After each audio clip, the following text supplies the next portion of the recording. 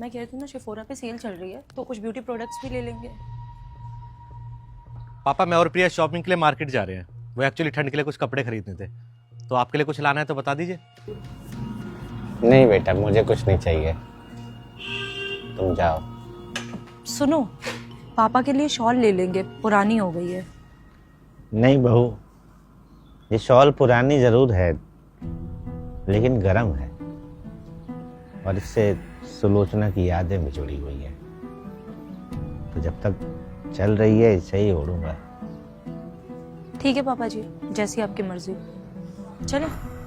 अच्छा पापा, प्रिया बता रही थी कि आजकल आप डायरी बहुत लिखते हैं, तो आपको स्टेशनरी का सामान, कॉपी किताब या फिर कुछ भी खाने पीने का चाहिए हो तो बता दीजिए, मैं आते हुए ले आऊंगा। चल तो इतनी जिद कर रहा है तो एक काम कर,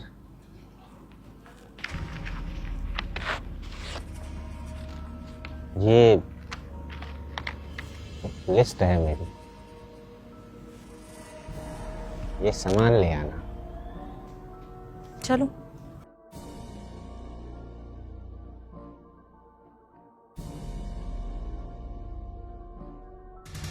बस ये चाहिए, कुछ नहीं चाहिए बोलते बोलते भी ना इतनी लंबी लिस्ट पकड़ा दी है तुम्हारे पापा ने। और जब मैं प्यार से बोल रही थी कि मैं शॉल ले आऊंगी तब मना कर दिया। मुझे तो लगता है दिमाग खराब हो गया उनका। प्रिया क्यों अपना मूड खराब कर रही है? और पापा ने छोटा मोटा सामान ही मंगवाया होगा, मिला तो ठीक है, वरना लिस्ट वापस कर दूंगा। एक बार खोल के देखो तो सही, क्या क्या डिमांड रखी है तुम्हारे पापा ने। अभी चलते हैं, बाद में देखेंगे, ठीक है?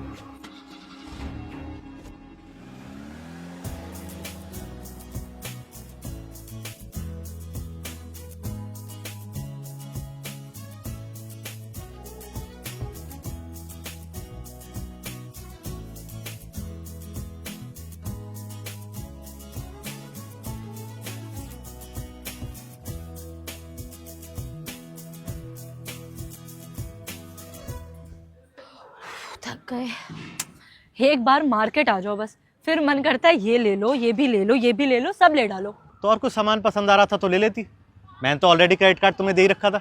मैं तो सामान से पूरी गाड़ी भर देती, लेकिन घर ले जाते ही तुम्हारे पापा जी, उनकी आंखें फट जाती। शिट यार, पापा का सामान तो लेना ही भूल गए। चलो जल्दी से मॉल चलते हैं। नहीं नहीं नहीं नहीं नहीं, मॉल जाने की जरूरत नहीं है। मॉल में सामान बहुत महंगा मिलेगा। यहाँ पास में एक लोकल मार्केट है, वहां से ले लेंगे। प्रिया, शादी के बाद ना पापा ने पहली बार कुछ सामान मांगा है, तो बेशक महंगा मिले लेकिन लेंगे मॉल से ही। करनी तुम्हें अपने मन की है तो एक काम करो, तुम खुद मॉल जाओ और सामान लेके आओ। मैं दोबारा मॉल नहीं जाने वाली। ठीक है, एक बार पढ़ लेता हूँ क्या क्या सामान है। अभी मेरी बात सुननी ही नहीं होती, हमेशा अपने मन की करनी है।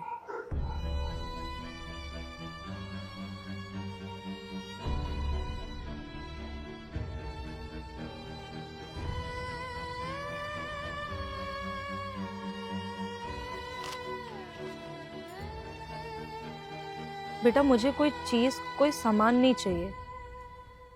तूने मुझे बिना मांगे सब कुछ दिया है, बस मुझे कमी है तो तेरी, अपनी संतान की। हाँ बेटा,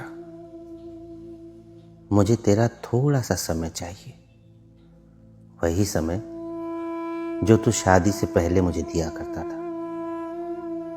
मेरे और सुलोचना के साथ बैठकर सुबह की चाय पीता था, कुछ हमारी बातें सुना करता था, कुछ अपनी बताता था।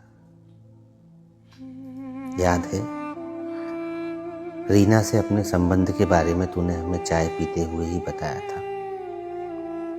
बहुत अच्छा समय था वो। तू ऑफिस जाते हुए मेरा आशीर्वाद लेकर निकलता था और लौटकर भी सबसे पहले मेरे ही पैर छुआ करता था। वैसे तो बेटे माँ के लाडले होते हैं, मगर तेरा लाड अपने बाप से ज्यादा था, इसलिए सुलोचना भी अक्सर मुझसे झगड़ा करती थी। पर ये बातें अब सिर्फ याद बनकर रह गई है बेटा। सुलोचना भगवान के घर चली गई तो दुनियादारी में घिर गया, और बीच में मैं अकेला रह गया बेटा। मैं जानता हूँ तेरे ऊपर परिवार की जिम्मेदारियां हैं, ऑफिस का बोझ है, इसीलिए तू बिजी हो गया है। मगर बेटा इतना बिजी होना भी सही नहीं है कि तेरे पास अपने बाप के लिए समय ना हो। तो ऑफिस कब जाता है कब लौटता है मुझे अब पता ही नहीं चलता। सच बताऊं तो मुझे याद भी नहीं कि आखिरी बार हम दोनों एक साथ 1 घंटे के लिए कब बैठे थे। बीच में मैं बीमार हुआ था, अस्पताल में एडमिट रहा। तूने मेरे लिए एक नर्सिंग स्टाफ तक का अरेंजमेंट करा। लेकिन क्या एक बेटे का फर्ज बस इतना ही है? नहीं बेटा, मुझे ये वाला बेटा नहीं, वो पुराना वाला चाहिए जिसके पास मेरे लिए समय था। अगर हो सके तो जब तक मैं जिंदा हूं मुझे अपना थोड़ा सा समय रोजाना आधा से 1 घंटा दे दे बेटा, क्योंकि शायद आगे मेरे पास ज्यादा समय नहीं बचा है।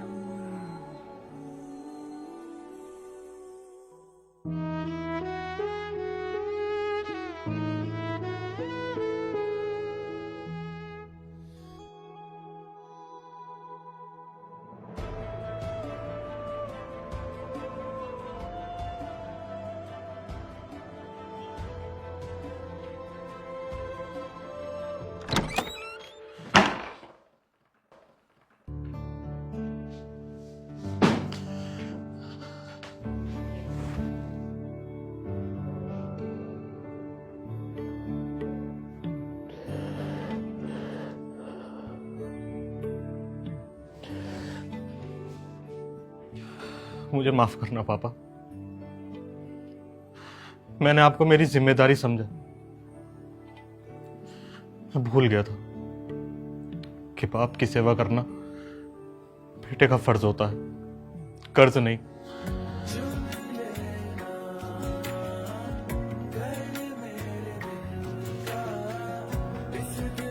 थैंक यू बेटा।